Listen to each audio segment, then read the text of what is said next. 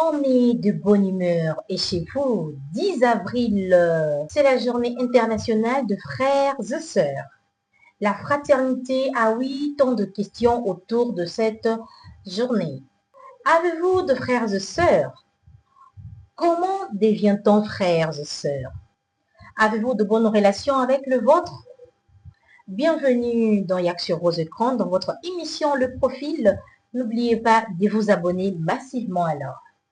Pourquoi parlons-nous de frères et sœurs en ce 10 avril? Cette journée est-elle officielle? Non, elle n'est pas officielle. Elle a été créée par une Américaine, Claudia Evar. Elle a choisi cette date en mémoire de sa sœur décédée, car c'était le jour de son anniversaire aussi. Elle voulait honorer la mémoire de son frère et sœur disparus, mais aussi célébrer le lien qui existe entre frères et sœurs. Moi, je dirais même c'est la clé de cette journée.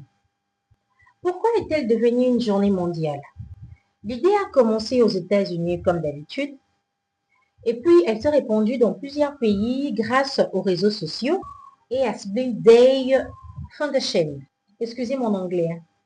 Le but est de renforcer le lien familial, démontrer de l'amour à ses frères et sœurs et de se souvenir de ceux qui ne sont plus là. Dans certains cas, il y a de fils et filles uniques, mais chez nous en Afrique, même si on parle de la famille restreinte, on a de cousins et cousines. Dans nos cultures, notamment bantou, il n'y a pas vraiment de différence. Nous sommes tous frères et sœurs. Comment devient-on frère? Quand je t'appelle mon frère, qu'est-ce que cela signifie pour toi? Ajoutez votre réponse en commentaire.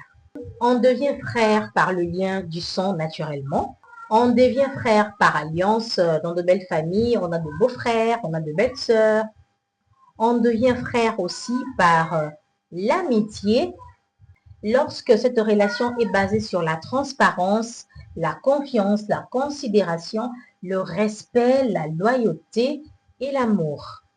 La fraternité, c'est se comporter comme une famille avec les autres, même quand ils ne sont pas là. Dans notre communauté, dans notre société, avons-nous encore ces liens fraternels?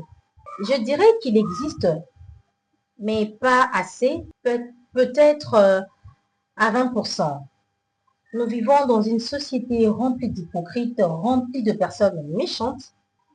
Même dans certaines familles, il y a de frères et sœurs présents physiquement, mais où l'amour n'est pas réel. Je bénis Dieu d'avoir connu ce véritable amour fraternel dans ma famille. Dans notre émission Le Profil, nous vous posons la question aujourd'hui. Quel est votre profil et celui de votre frère? Restez-vous la même personne si votre frère tournait le dos? Avant qu'il ne soit trop tard pour regretter, car certains frères et sœurs sont déjà partis. Connaissez-vous cette douleur de perdre une personne importante? Comme on a l'habitude de dire, revenons à l'essentiel, aimons-nous vivants. Je vous retrouve à très vite. Prenez soin de vous car la vie est belle. Au revoir.